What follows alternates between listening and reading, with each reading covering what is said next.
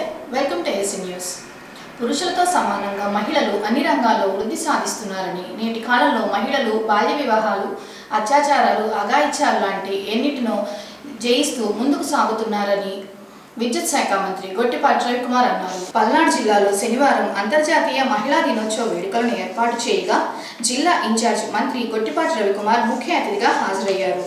ముందుగా మహిళలు ఏర్పాటు చేసిన వివిధ రకాల స్టాల్స్ను పరిశీలించి వారితో ముచ్చటించారు. ఈ సందర్భంగా ఆయన మాట్లాడుతూ మహిళల సాధికారిత కోసం స్వయం సహాయక సంఘాలు ఏర్పాటు చేశారని, సీఎం చంద్రబాబు తీసుకువచ్చిన ఐటీ విప్లవంతో మహిళలు పురుషులతో సమానంగా సంపాదిస్తున్నారన్నారు. అంబేద్కర్ రాజ్యాంగంలో మహిళలు గౌరవంగా జీవించే హక్కు కల్పించారని, ఎన్టీఆర్ ఆస్తిలో సమాన హక్కులతో పాటు రాజకీయంగా పురుషులతో సమానంగా హక్కులు కల్పించారని, మహిళలు ఆర్థికంగా ఎదగాలన్నదే కూటమి ప్రభుత్వం లక్ష్యం అన్నారు. అంతర్జాతీయ మహిళా దినోత్సవ వేడుకలకు పాల్గొన్న మహిళా మహిళలందరూ కూడా ముందుగా పేరు పేరున నా ఉదయపూర్వక నమస్కారాలు. అదేవిధంగా వేదిక మనం అలంకరించిన పెద్దలు, స్థానిక శాసనసభ్యులు మన అరవింద్ బాబు గారికి, అదేవిధంగా పెద్దలు మాజీ మంత్రివర్యులు, ఇప్పుడు స్థానికంగా చిలకపేట శాసనసభ్యులు మన పెద్దలు పుల్లారావు గారికి, అదేవిధంగా జంగా కృష్ణమూర్తి గారికి, మాచర్ల శాసనసభ్యులు బ్రహ్మానందరెడ్డి గారికి, మన కలెక్టర్ గారికి, మన ఎస్పీ గారికి, డిఎఫ్ఓ గారికి, అదేవిధంగా మన స్థానిక ఎంపీ గారికి, కృష్ణదేవరాయలు గారికి అందరూ కూడా మరొకసారి నమస్కారాలు తెలియజేసుకుంటూ, దాదాపు 115 సంవత్సరాల కిందట డెన్మార్క్ రాజధానిలో ఈ మహిళా దినోత్సవం మార్చి 8వ తారీఖు జరుపుకోవాలని ఒక నిర్ణయించడం జరిగిందనమాట. అప్పటి నుంచి ఇప్పటిదాకా కూడా ప్రతి సంవత్సరం కూడా ప్రపంచ నలుమూలలు కూడా మహిళా దినోత్సవం జరుపుకోవడం చాలా సంతోషకరమైన విషయం. ముఖ్యంగా సమాజంలో మహిళలు కూడా పురుషులతోటి సమానంగా ఈ వ్యవస్థలో రాణించాలనే ఉద్దేశంతో ఈ మహిళా దినోత్సవం ప్రపంచ నలుమూలలో కూడా జరుపుకుంటా ఉన్నారు. ఎందుకంటే ప్రతి సంవత్సరం కూడా మహిళలు అందరూ కూడా కలిసికట్టుగా ప్రపంచ నలుమూలలో కూర్చొని మాట్లాడుకుంటా సమాజంలో పురుషులతో సమానంగా ఏ విధంగా ఎదగాలి, ఏ రంగాల్లో మనం ఎదగాలి, దేనికి కూడా తీసిపోమనే ఉద్దేశంతో ఈ కార్యక్రమం జరుపుకుంటా ఉన్నారు.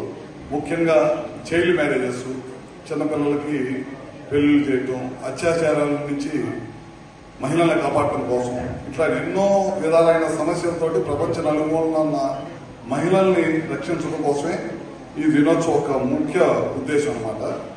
అదేవిధంగా మనం చూస్తూ ఉన్నాం, మన రాజ్యాంగం మనకి అందించిన మహానుభావుడు బాబాసాహెబ్ అంబేద్కర్ గారు కూడా ఖచ్చితంగా రాజ్యాంగంలో మహిళలకు సమానత్వం ఉండాలి, మహిళలకు హక్కులు ఉండాలనేది కూడా పొందుపరిచిన దాన్ని కూడా ఒకసారి మనందరం కూడా గుర్తుంచుకోవాల్సిన అవసరం ఉందని చెప్పి కూడా మీకు ఇవాళ తెలియజేస్తా ఉన్నాను.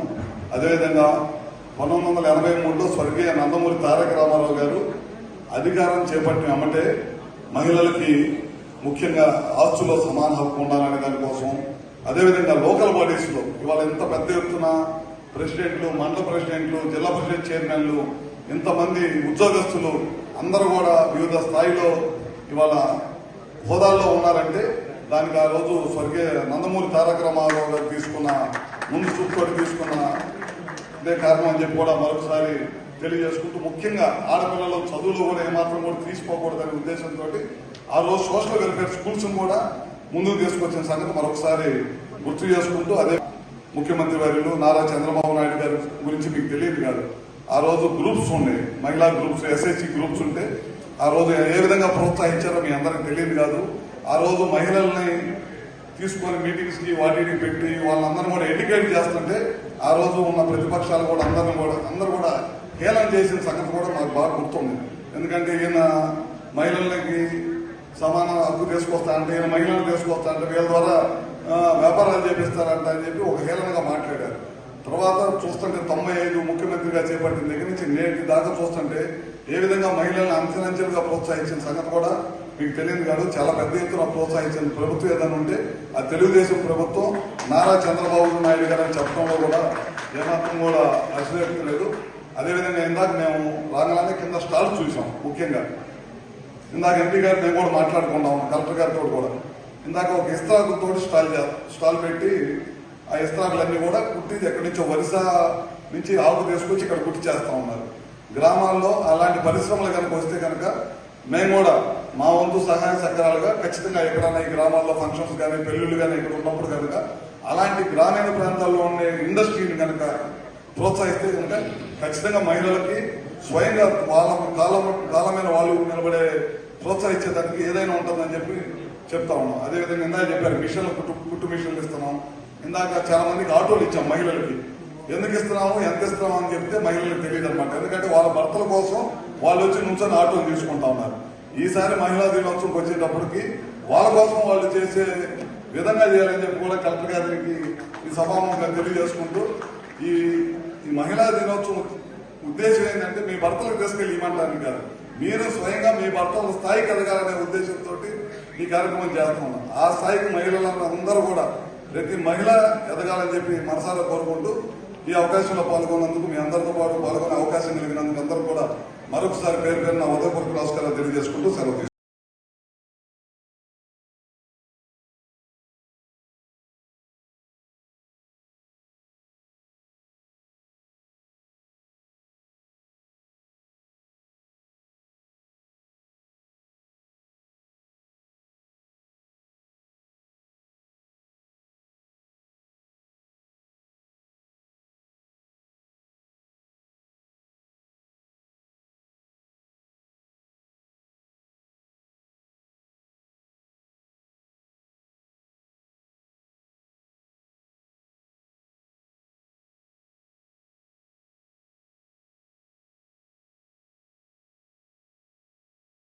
స్త్రీ లేనిదే సమాజం లేదని, స్త్రీ పాత్ర ప్రపంచంలో ఎంతో కీలకమని, నేటి కాలంలో స్త్రీ ఏ రంగంలో అయినా ముందుంటుందని నిరూపించారని ప్రముఖ ఉపాధ్యాయురాలు ధనలక్ష్మి అన్నారు.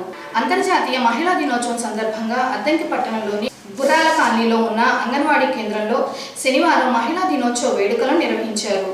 ముందుగా ఉపాధ్యాయురాలు ధనలక్ష్మి, న్యాయవాది అనూష, వైద్య శాఖ హెచ్పిని అంగన్వాడీ టీచర్లు శాల్వా కప్పి ఘనంగా సత్కరించారు. మహిళలు నేటి కాలంలో అన్ని రంగాల్లో రాణిస్తున్నారు అంటే వారి కృషి పట్టుదల అని మహిళలు తలుచుకుంటే ఏదైనా సాధించవచ్చు అన్నారు. ప్రతి మహిళ వారి చట్టాలపై అవగాహన కలిగి ఉండాలని, అనుకోకుండా వారికి అన్యాయం జరిగినప్పుడు న్యాయం కోసం మండల న్యాయ సేవా అధికార సంస్థ వారిని ఆశ్రయిస్తే న్యాయం జరుగుతుందని న్యాయవాది అనూష తెలిపారు. సరే మేడం గారు చదివారు, వినిపించారు. ఈ మహిళా దినోత్సవం ఎలా పుట్టింది, ఎప్పటి నుంచి పుట్టింది అనేది చెప్పింది. ఎక్కడి నుంచి మొదలైందంటే భరించలేక, ఎదుర్కోలేక, శక్తి సరిపోక, అణచివేత నుంచి. ఎప్పుడైనా సరే ఒక ఉద్యమం పుట్టింది అంటే అణచివేత నుంచి పుడుతుంది, ఎదుర్కోవడానికి పుడుతుంది, మార్పు కోసం పుడుతుంది, భరించలేనప్పుడు పుడుతుంది. అలానే అమెరికా దేశంలో వెట్టి చాకిరీని భరించలేక మహిళలందరూ పని గంటలు తగ్గించండి అనే ఆలోచనతో, ఈ పని భారం మేము భరించలేకపోతున్నాం, మాకు పని గంటలు తగ్గించండి, వెట్టి చాకిరీ తగ్గించండి అనే ఆలోచనతోటి కొంతమంది మహిళలు మాత్రమే ఒక గుంపులాగా కూడి ఆలోచన మొదలుపెట్టారు. అది బిందువు కలిసి ఒక పెద్ద సింధువు అయినట్టు ఒక్కొక్కరి ఆలోచన జతకూడి ఒక ఉద్యమంలాగా మొదలైంది.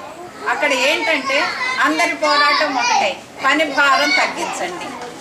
అలానే అక్కడ మొదలయ్యి రష్యా, మిగిలిన ప్రపంచ దేశాల్లో చాలా చోట్ల ఎక్కడైతే అణచివేతమ్మా, ఒక పని కాదు, ఒక కుల వివక్షత, మత వివక్షత, లేకపోతే విద్య పట్ల వివక్షత, ఎన్నో వివక్షతలు ఉన్నాయి సమాజంలో. ప్రతి దేశంలో, ప్రతి సమాజంలో హెచ్చు తగ్గులు ఉన్నాయి, భేదాలు ఉన్నాయి. ఆ భేదాలు ఉన్న చోటల్లా ఈ ఉద్యమాలు పుట్టినాయి. అలా మహిళలు పోరాట ఫలితంగా ఒక గుర్తింపు సాధించారు.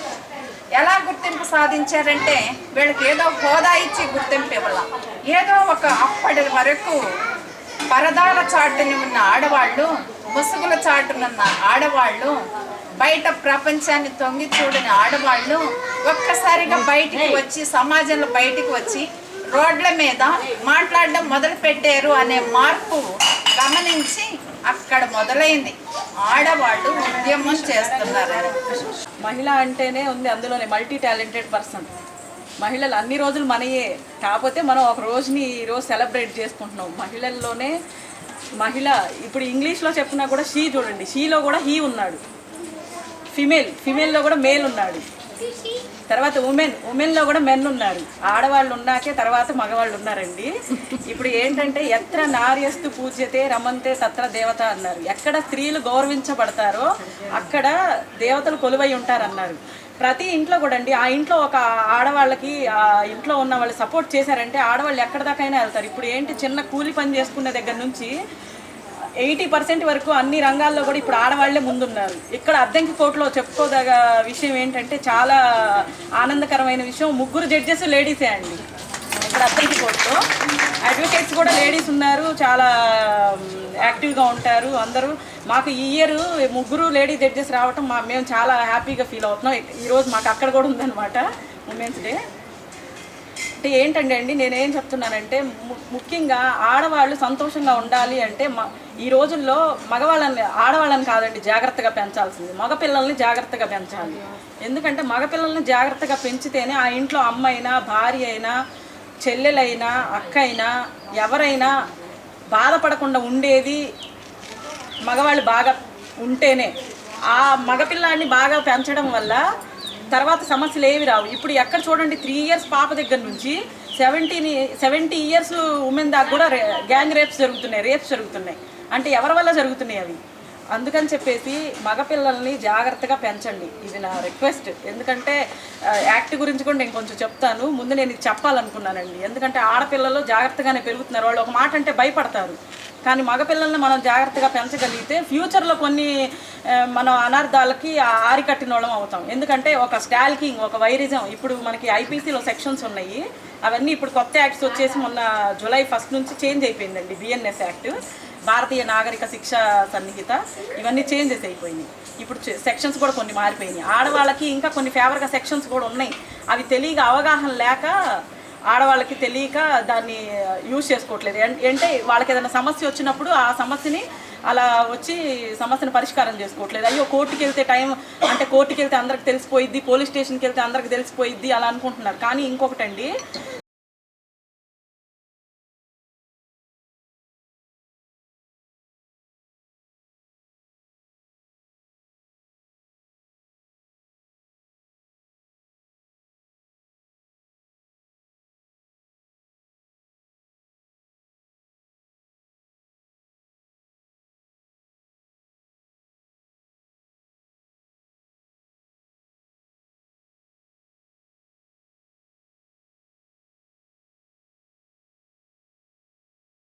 ఈ నెల 14వ తేదీన పుటాపురంలో జరిగే జనసేన పార్టీ ఆవిర్భావ సభను విజయవంతం చేయాలని జనసేన పార్టీ జిల్లా సమన్వయకర్త మార్కండేయ బాబు పిలుపునిచ్చారు. శనివారం అద్దంకి పట్టణంలోని జనసేన పార్టీ కార్యాలయంలో కార్యకర్తలతో సమావేశాన్ని నిర్వహించారు. ముందుగా అంతర్జాతీయ మహిళా దినోత్సవం సందర్భంగా జనసేన పార్టీ వీర మహిళలను శాల్వా కప్పి సత్కరించారు.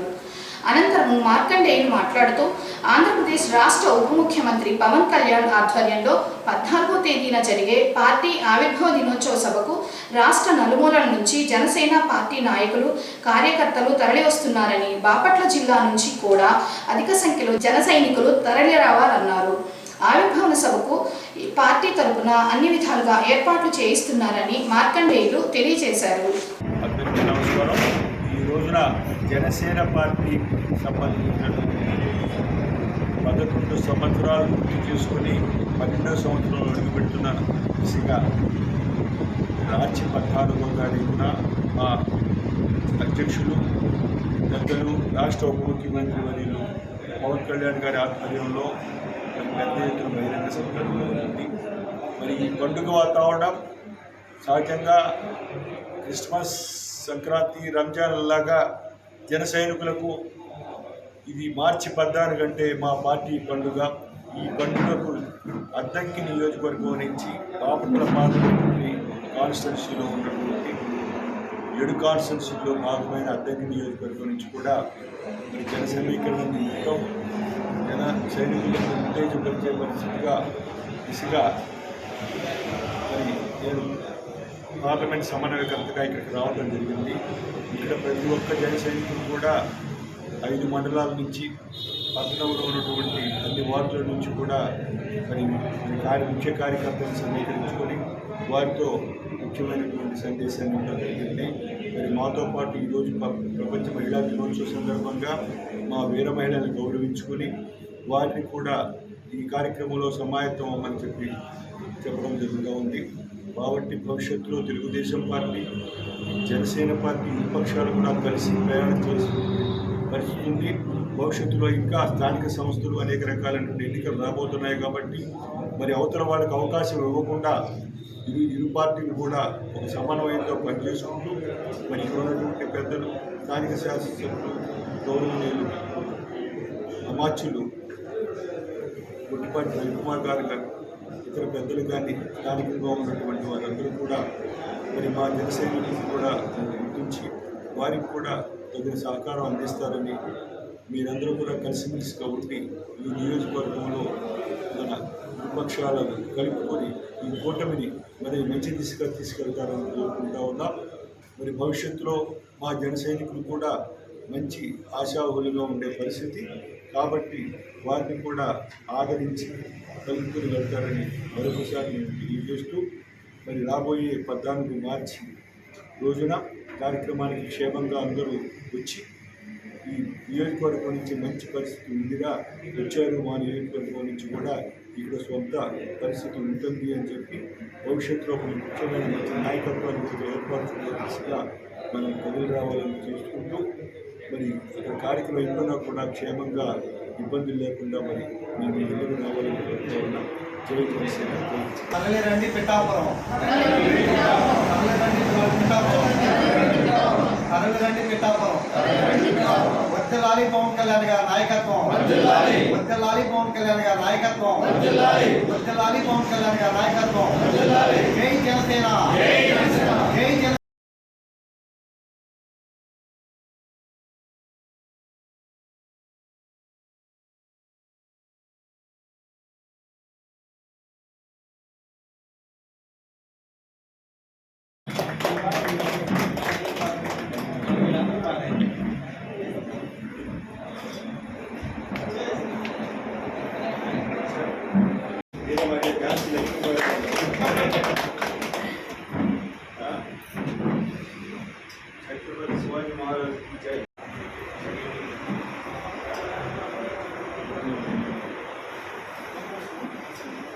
ప్రభుత్వ స్కూల్స్, కళాశాలలో చదువుకునే విద్యార్థులకు పురుషుల పట్ల ఎటువంటి ఇబ్బందులు కలిగినా భయపడకుండా ముందు ఉండి పోరాటం చేయాలని అద్దంకి సిఐ సుబ్బరాజు అన్నారు. అంతర్జాతీయ మహిళా దినోత్సవం సందర్భంగా శనివారం అద్దంకి పట్టణంలో విద్యార్థులచే ర్యాలీ నిర్వహించారు. ఈ సందర్భంగా సిఐ సుబ్బరాజు మాట్లాడుతూ స్త్రీ జననం వరం లాంటిదని, భారతదేశాన్ని స్త్రీ పాలిస్తుందని, అలాంటి వారిని ప్రతి ఒక్కరూ ఆదర్శంగా తీసుకొని సమాజంలో ధైర్యంగా ముందుకు సాగాలన్నారు. ప్రతి విద్యార్థికి చదువు అనేది ఎంతో అవసరమని, చదువుకుంటే ఏదైనా సాధించవచ్చు అన్నారు. నేటి కాలంలో మహిళలు పురుషులతో పాటు సమానంగా అన్ని రంగాల్లో రాణిస్తున్నారని సిఐ సుబ్బరాజు చెప్పారు. అనంతరము అద్దంకి పోలీస్ స్టేషన్లో ఉన్న మహిళా సిబ్బందిని శాల్వా కప్పి సత్కరించారు. సందర్భంగా మహిళలందరికీ కూడా శుభాకాంక్షలు. అదేవిధంగా అందరూ కూడా మహిళలను గౌరవించాలి, వారి పట్ల మర్యాదగా ప్రవర్తించాలి. ఎవరు కూడా ఏ మహిళను కూడా అసభ్యకరంగా ప్రవర్తించడం కానీ, వారి పట్ల దురుసుగా ప్రవర్తించడం కానీ చేయరాదు. ప్రతి మహిళ మన సోదరిగా భావించి వారి పట్ల గౌరవప్రదంగా నడుచుకోవాలని తెలియజేస్తున్నాం.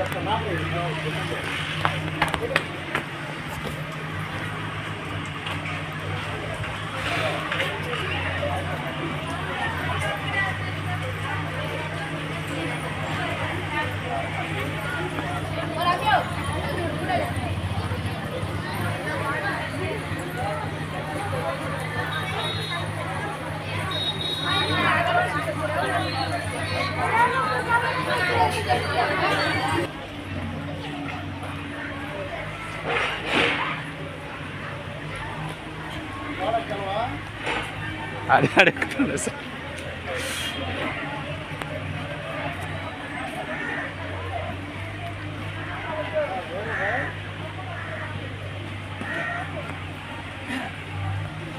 అద్దంకి పట్టణంలోని పుట్టనరాజు కళాక్షేత్రంలో శనివారం ఆంధ్రప్రదేశ్ రాష్ట్ర ప్రభుత్వ విశ్రాంత ఉద్యోగుల సంఘ జిల్లా కార్యవర్గ సమావేశం నిర్వహించారు.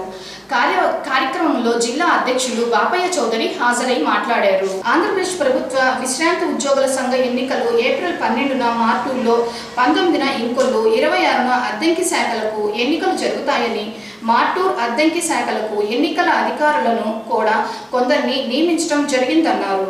ఇక లైఫ్ సర్టిఫికెట్స్ అప్డేట్ కానీ పెన్షనర్ల జాబితాలను అందజేయవలసిందిగా మార్టూర్, అద్దంకి, చీరాల ఉప ఖజానా అధికారులు కోరారని, అదేవిధంగా పుట్టిన తేదీ నమోదు కాని కుటుంబ పెన్షనర్లు జాబితాలను సంఘ నాయకులకు అందజేయవలసిందిగా ఉప ఖజానా అధికారులకు చెప్పారని, సమస్యలు ఉంటే వారి దృష్టికి తీసుకుని రావాలని బాపయ్య పేర్కొన్నారు. ఆంధ్రప్రదేశ్ రాష్ట్ర ప్రభుత్వ విశ్రాంత ఉద్యోగుల సంఘ జిల్లా శాఖ బాపట్ల జిల్లా శాఖ 2 జిల్లా కార్యవర్గ సమావేశం జరిగింది. ఈ కార్యక్రమానికి అధ్యక్షులుగా రావుల బాపయ్య చౌదరి గారు వ్యవహరించారు. ఈ కార్యక్రమంలో ముఖ్యంగా పెన్షనర్స్ సమస్యల గురించి చర్చించడమైనది. ప్రభుత్వం వారు వెంటనే 11వ PRC వేయాలని కోరడం జరుగుతున్నది. అలాగే ఇప్పటి వరకు బాకీ ఉన్నటువంటి DA బకాయిలను చెల్లించి సత్వరం పెన్షన్దారులను ఆదుకోవాల్సిందిగా కోరుతున్నాం.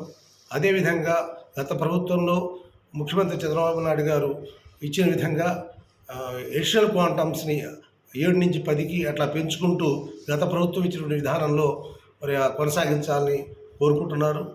తర్వాత లైఫ్ సర్టిఫికేట్ విషయంలో మార్టూరు, అద్దంకి, చీరాల ఉప ఖజానాధికారులు చక్కగా మరి లైఫ్ సర్టిఫికేట్లను పూర్తి చేశారు. వారికి ధన్యవాదాలు తెలియజేస్తున్నాం.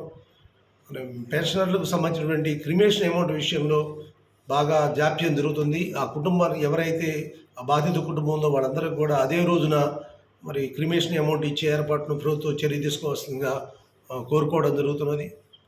తర్వాత ఎన్నికల తేదీలని ప్రకటించడం జరిగింది. అద్దంకి, ఇంకొల్లు, మార్టూరు శాఖలకి ఎన్నికల తేదీలని రావుల బాపయ్య చౌదరి గారు ప్రకటించారు. ఏప్రిల్ 12న మార్టూరు, 19న ఇంకొల్లు, 26న అద్దంకి శాఖకు ఎన్నికలు జరుగుతాయని చెప్పేసి బాపట్ల జిల్లా శాఖ 2 అధ్యక్షులు రావుల బాపయ్య చౌదరి గారు అన్నారు. మార్టూరు, అద్దంకి శాఖలకు ఎన్నికల అధికారులుగా ఎర్రగొండ కృష్ణమూర్తి గారు, UV గోపాలరావు గారు, తగిరసి వీరాంజలి గారు, T మురళీధర్ గారు వ్యవహరిస్తారు. అదేవిధంగా ఇంకొల్లు శాఖ ఎన్నికల అధికారులుగా T కృష్ణయ్య, నిమ్మరాజు నాగేశ్వర గారు, షేక్ కమాలుద్దీన్ని నియమించడం జరిగింది. ఇంకా ఎవరన్నా లైఫ్ సర్టిఫికేట్ ఇవ్వని పక్షంలో మార్చి 15 లోపల సబ్ రిజిస్ట్రీకి వెళ్ళేసి లైఫ్ సర్టిఫికేట్ సమర్పించవలసిందిగా కోరడమైంది. లేని పక్షంలో మార్చి పెన్షన్ ఆగేటువంటి ప్రమాదం ఉంది కాబట్టి 15 లోపల ఎవరైతే లైఫ్ సర్టిఫికేట్ ఇవ్వనటువంటి పెన్షనర్స్ ఉన్నారో వాళ్ళందరూ కూడా ఇవ్వాల్సిందిగా ఈ సమావేశంలో కోరడం జరిగింది. ఈ సమావేశంలో ఏఎస్ఎన్ న్యూస్ ఇంతటితో సమాప్తం. నమస్కారం.